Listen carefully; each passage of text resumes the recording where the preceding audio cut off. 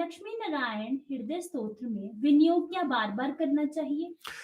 अंगन्यास, विनियोग, हृदयान्यास या बहुत सारे प्रक्षालन, बहुत सारे प्रोक्षण, बहुत सारे आचमन, बहुत सारे आपका अंग स्पर्शन, मार्जन, ये सब बार बार करने होते हैं।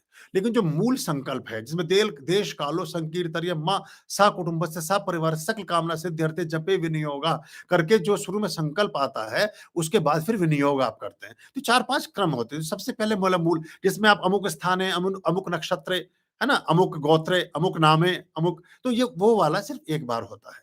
यानी कि आप कौन आदमी हैं, किस लिए इस पाठ को करना चाहते हैं, आप किस नक्षत्र में शुरू कर रहे हैं, किस तिथि को प्रारंभ कर रहे हैं, कौन सी दिनांक को आपने इसको प्रारंभ करना शुरू किया है, आपके पति पिता का, आपके पुत्र, आपके पत्नी, आपके बच्चे, आपके भाई बहन कौन लोग हैं इस जगत में जो आए हैं, और क्या सबके कल्याणार्थ आप ये पाठ करने जा रहे हैं, तो एक बार वो संकल्प करना होगा।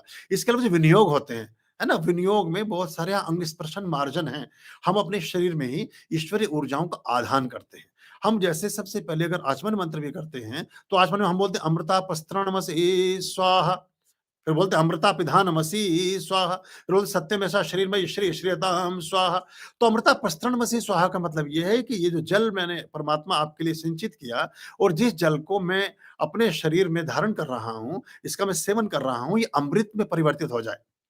फिर अमृता पिधानमसि स्वाहा, ये अमृत सदा के लिए अमृत को भी उपलब्ध हो, शरीर में जराजीर्ण शरीर में जाकर के ये बाकी चीजों में कन्वर्ट ना हो, ये मलमूत्र में परिवर्तित ना हो जाए, ये स्थूल शरीर में परिवर्तित ना हो जाए, ये काया काष्ठ में परिवर्तित ना हो जाए, ये अमृत तत्व होकर के आत्मा की शुद्धि का हेतु बने। सत्य में शरीर में श्री श्रेयताम स्वाहा, ये बात सारी की सारी सत्य है, और इनको मैं आपको साक्षी मान करके आपकी ही सुपुर्द करता हूं, और ये आपकी कृपा से ही सब संभव होगा। ये हमारा आचमन है। वांग में आस्य अस्तु, हम बोलते हैं कि हमारे जो वाणी है, इसमें परमात्मा का वास हो, इसमें सदा सर्वदा अमृत का वास हो, नसोर में प्राण रस्तु, हमारे जो हमारी सांस है, जो ब्रीद इन और ब्रीद आउट है, इसमें भी अमृत का वास हो। कोई सुगंध, कोई वायरस से भरी हुई हवा, कोई कोरोना कोविड से लपेटी हुई हवा, कोई ऐसी प्राणवायु या दूषित प्राणवायु या दुर्गंध युक्त प्राणवायु हम अपने नासापुटों में कभी भी ग्रहण न करने पाए।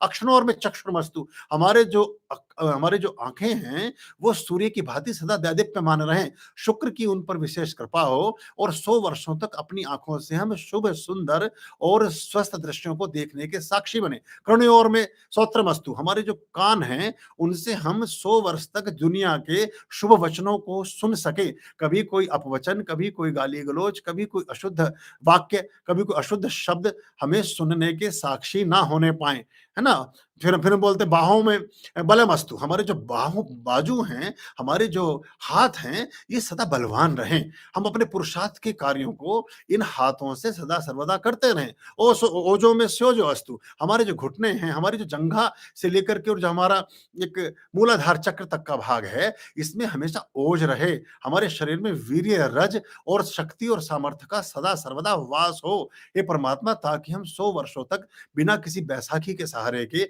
बिना किसी व्यक्ति की मदद के, अपने इन पुरुषार्थ के और अपने इन परमात्मा से संबंधित कार्यों के मामले में संलिप्त रहे, संनिग्ध रहे, और पूरे मनोभाव से अपने ही पुरुषार्थ से इनको करते रहे। ऐसा करके इनके भावार्थ होते हैं ये, क्योंकि अनुष्ठान के समय में समय नहीं मिलता, मुझे लगा चलो मैं जरा सा ये भी समझा ही दूं, बार बार आप इसमें अटके रहते हैं। ऐसे जल प्रोक्षण होता है ना, आदित्य अनुमन्नस्व। अब आप देखिए जो 3 देवियां हैं, महालक्ष्मी, महाकाली, महासरस्वती, आदित्य अनुमन्नस्व, ये सूर्य की जो पुत्री हैं, सूर्य के जो प्रतिनिधि हैं, उनके लिए हम बात कर रहे हैं। आदित्य अनुमन्नस्व, अनुमते अनुमन्नस्व, फिर पूर्व जो पश्चिम की देवी लक्ष्मी, फिर सरस्वती अनुमन्नस्व, तो हम फिर उत्तर की देवी सरस्वती, तो ये महाकाली, महालक्ष्मी, महासरस्वती।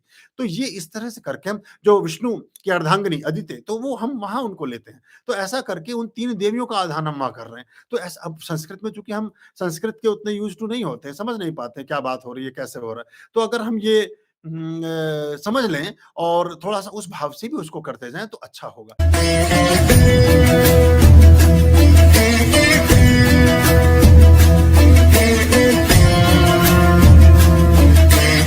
आर्यं शरणं शुभमस्तु, संभवकरणं हरमस्तु, देवं वर्णं कर्मस्तु, पापं चरणं परमस्तु। पापं धर्मं मर्मस्तु तारं कर्मं कर्मस्तु हृदयं बीजं धर्मस्तु शोकं दुःखं हरमस्तु शोकं दुःखं हरमस्तु शोकं दुःखं हरमस्तु।